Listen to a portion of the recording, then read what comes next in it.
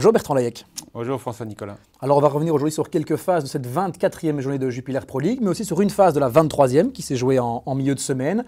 Lors de Malines-Anderlecht, un pénalty est sifflé en fin de rencontre pour une intervention de Struikens sur Pfluke. L'arbitre Wesley de Kremer siffle, prend la décision de donner un pénalty. La décision est donc prise sur le terrain de siffler ce pénalty. Est-ce que vous êtes d'accord avec la décision prise par l'arbitre dans ce cas-ci? Nous sommes d'accord avec la décision prise, comme vous l'avez dit, sur le terrain. C'est un élément important aujourd'hui avec le football moderne. Donc l'arbitre est parfaitement bien placé. Son assistant aussi. D'ailleurs, on voit son assistant intervenir aussi et soutenir la décision de l'arbitre, car c'est presque lui qui a le meilleur angle pour analyser la faute. Donc le bras est clairement décollé. Il y a un mouvement très clair vers le visage de l'attaquant. Cet attaquant est à l'intérieur de la surface de réparation. Il y a tous les ingrédients pour nous considérer que cette faute est imprudente, mais elle existe et donc elle doit être sanctionnée soit d'un coup franc à l'extérieur de la surface de réparation ou en l'espèce d'un pénalty. Qu'est-ce que vous dites alors aux gens qui disent que c'est effectivement peut-être un geste un peu maladroit pour regarder vers le haut et que le joueur malinois se laisse peut-être tomber aussi relativement facilement? Je dirais que c'est un geste maladroit et imprudent. Je pense que le visage est quelque chose de très sérieux. La protection du visage d'un attaquant et d'un défenseur sont des choses très importantes. Donc aujourd'hui, en l'espèce sur cette situation, on peut considérer qu'il y a une imprudence du défenseur d'utiliser ses bras de cette manière. Et donc le pénalty nous semble logique. Donc très clair. Et donc si l'arbitre n'avait pas sifflé la phase, le VAR serait sans doute intervenu pour siffler? Il serait peut-être intervenu ou pas. Ça dépend aussi de son feeling. Mais aujourd'hui, c'est qu'il y a une zone grise alors. Voilà, il y avait une zone grise, mais dans la mesure où l'arbitre a pris sa décision sur le terrain, je pense que cette zone grise va à l'avantage de la décision terrain.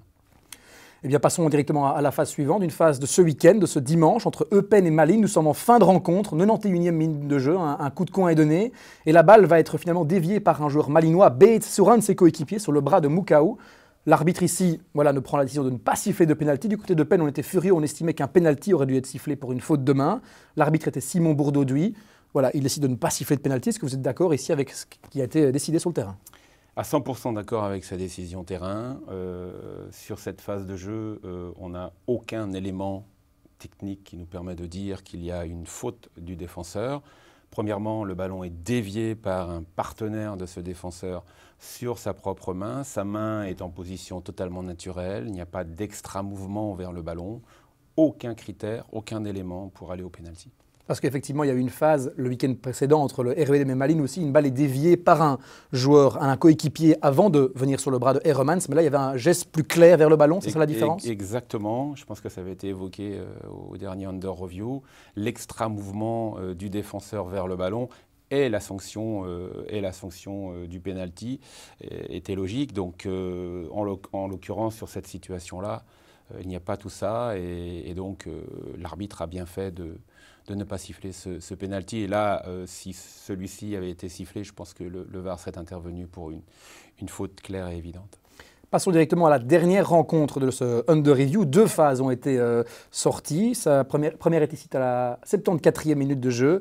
Il y a un duel entre De Poitre et Ritz dans la surface. Ensuite, la balle arrive sur le bras de Zeno de Basse. Du côté de Gand, on dit penalty, faute de main. L'arbitre Nicolas Laforge sur le terrain, lui, siffle un coup franc pour la défense anderlechtoise.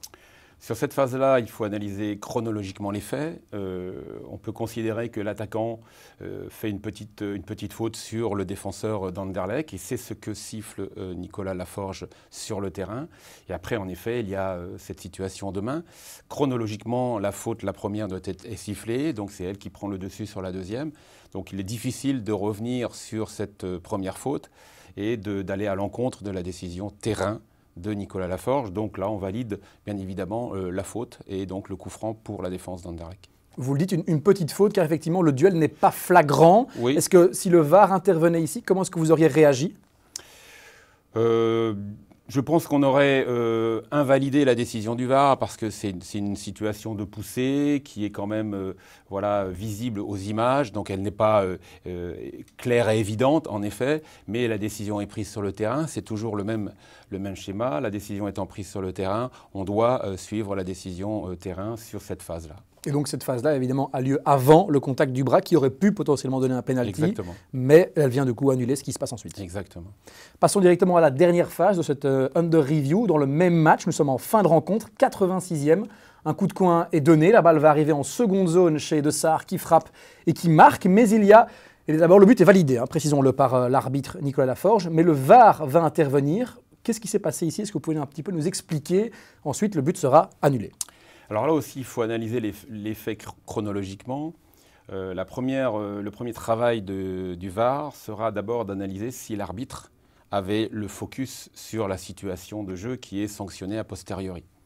En l'occurrence, aux images, on voit bien à l'arrêt sur image que Nicolas Laforge il est focus sur l'ensemble des joueurs et n'a pas cette vision sur sa droite. Donc il ne peut voir ce duel entre l'attaquant de la Gantoise et le défenseur de Anderlecht. Ça, c'est chronologiquement la première analyse à faire. Donc le VAR lui dit, est-ce que tu as bien vu ce qui s'est passé? Est-ce que tu as vu? S'il n'a pas vu, ces phases de jeu peuvent rentrer dans ce qu'on appelle les incidents manqués.